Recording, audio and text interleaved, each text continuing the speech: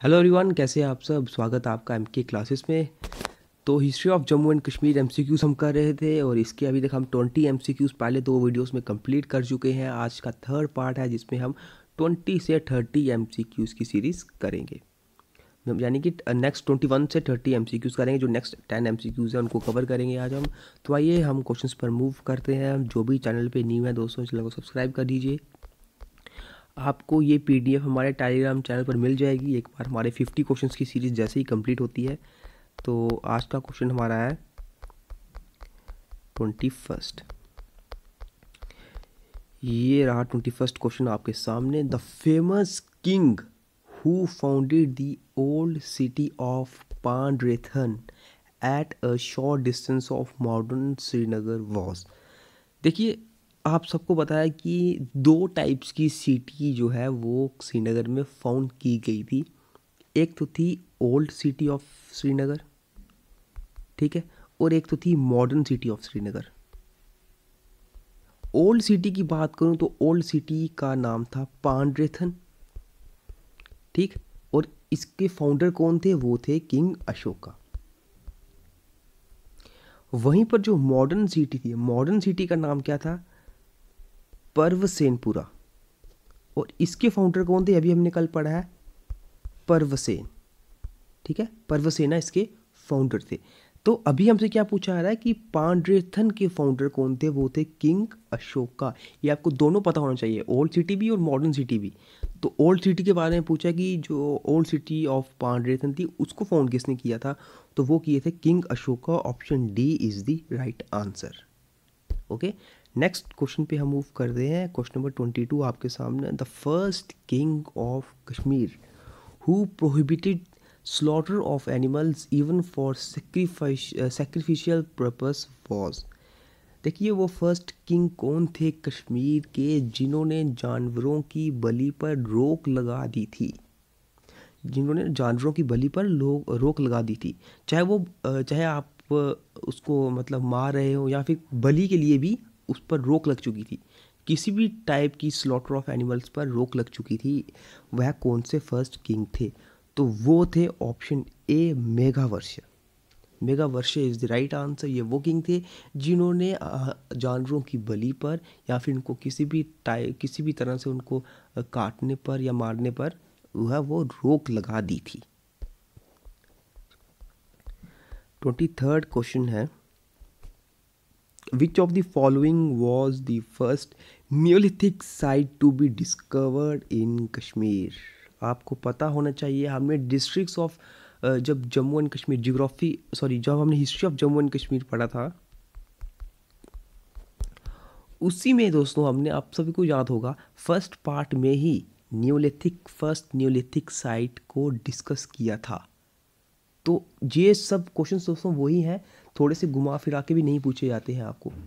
अगर आपको direct idea, अगर आपने वीडियोस पढ़ी होती है तो भी आपको डायरेक्ट आइडिया लग जाता है। और इसका आंसर है ऑप्शन डी, बरजोहम, ठीक है। Burzahom was the first neolithic site to be discovered in Kashmir. Burzahom थी फर्स्ट न्यूलिथिक साइट जो कश्मीर में डिस्कवर की गई थी। क्वेश्चन नंबर 24 पर मूव करते हैं। क्वेश्चन नंबर 24 आपके सामने। Which of the following travellers described the Kashmir as kingdom surrounded by mountains on all sides? इनमें से कौन से ट्रैवलर जब कश्मीर में आए थे उन्होंने कश्मीर को डिस्क्राइब किया था कैसे कि इसके चारों तरफ माउंटेन्स, पहाड़ है, ठीक है। तो इनमें से कौन से थे वो थे यूकोंग। यूकोंग थे वो जिन्होंने कश्मीर को डिस्क्राइब किया था as a kingdom surrounded by mountains on all sides, जो सभी तरफ से माउंटेन से ढके, मतलब सभी तरफ से माउंटेन से वो कवर्ड थे, ठीक है। Option B is the right answer. 25th question. The fourth Buddhist council at Kundalvan during the reign of held at Kundalvan during the reign of. बिल्कुल आसान क्वेश्चन है कि जो फोर्थ बुद्धिस्ट काउंसिल हुई थी कुंडलियन में वह किनके शासन में हुई थी? तो आप सबको पता होगा कि हमने कुशन एम्पायर में 3 मेन राजाओं का जिक्र किया था कल्हाना ने, जिनके नाम थे हुस्का, जुस्का और कनिष्क। ठीक है, इनमें से सबसे ज़्यादा इंपॉर्टेंट ही कौन थे? कनिष्क। क्यों? क्योंकि इन्हीं के टाइम पर 4th बुद्धिस्ट काउंसिल हुई थी कुंडलियन में। तो Kanishka is the right answer, ये आपको पता होगा। ठीक है, कनिष्क होगा इसका राइट आंसर। नेक्स्ट क्वेश्चन पे मूव करते हैं, question number 26। Which of the following queen dominated the historical scene of Kashmir for almost 25 years? इनमें से कौन सी क्वीन ने लगभग 50 सालों तक कश्मीर को डोमिनेट किया था? लगभग 50 सालों तक। तो वह आपको पता होगा, हम उसके बारे में पढ़ चुके हैं, वो है ऑप्शन ए दीदा। ठीक है, दीदा इज दी राइट आंसर। और कभी ऐसा पूछा जाए कि दीदा से पहले भी कौन सी दो लेडीज़ थी? आपको पता है दीदा जो इनके जो हस्बैंड थे खेम गुप्ता की डेथ के बाद, जब खेम गुप्ता जी की डेथ हो जाती है 980 में, तो इसके बाद जो शासन जो है वो दीदा के पास चला जाता था। लेकिन उससे पहले भी कहा जाता था कि शासन जो है वो ज़्यादातर दीदा के पास ही होता था। क्यों? क्योंकि खेम गुप्ता को इतने ज़्यादा पावरफुल नहीं थे वो, खासकर वो अपनी वाइफ से भी काफ़ी ज़्यादा इनसे थोड़ा डर कर रहते थे, ये भी हम पढ़ चुके हैं। तो खेम गुप्ता के टाइम पर भी दीदा का ही ज़्यादातर डोमिनेशन रहता था कश्मीर पर। ठीक है, तो अब पूछा जाए कि दीदा से पहले भी कौन सी दो लेडीज़ थी जिनके पास शासन था, जिन्होंने कश्मीर पर राज किया है? तो वो थे यशोवती और सुगंधा। ठीक है, ये भी दो लेडीज़ हैं जिन्होंने कश्मीर पर दीदा से पहले शासन किया है। तो नेक्स्ट क्वेश्चन पे मूव करते हैं, क्वेश्चन नंबर 27 पर। The crafts as carpet weaving, paper mache as well as the manufacture of silk brought to the valley by। देखिए, पूछा जा रहा है कि आर्ट एंड क्राफ्ट से रिलेटेड क्वेश्चन है। ठीक है, और आर्ट एंड क्राफ्ट्स आपको पता है किसके शासन में सबसे ज़्यादा आया था? किसके शासन में? सुल्तान सिकंदर नहीं था वो, इनके शासन में तो सिर्फ डिस्ट्रक्शन हुई है। ललित आदित्य काफ़ी पहले के हैं, और अकबर भी नहीं है। ये थे जैन उल अब्दीन। ठीक है, यहाँ पे के नहीं है। ज़ैनुल अब्दीन के टाइम पर ये पूरा आर्ट एंड क्राफ्ट का जो ये बताया हुआ है, द क्राफ्ट, कारपेट वीविंग हो गई, पेपर मैचे हो गई, साथ ही साथ मैन्युफैक्चर ऑफ सिल्क, ये सब के सब जो आर्ट्स एंड क्राफ्ट के रिलेटेड है, ये सब अचीवमेंट्स जो मेजर अचीवमेंट्स है, ये सब के सब ज़ैनुल अब्दीन के टाइम पर ही उन्हीं के शासन में कश्मीर में आया था। Option A is the right answer. क्योंकि हमने जब मुस्लिम रूल पढ़ा था उसमें शाह मीरी डायनेस्टी में हमने पढ़ा था कि सुल्तान सिकंदर तक जब का टाइम आता है वो सब कुछ डिस्ट्रॉय कर देता है।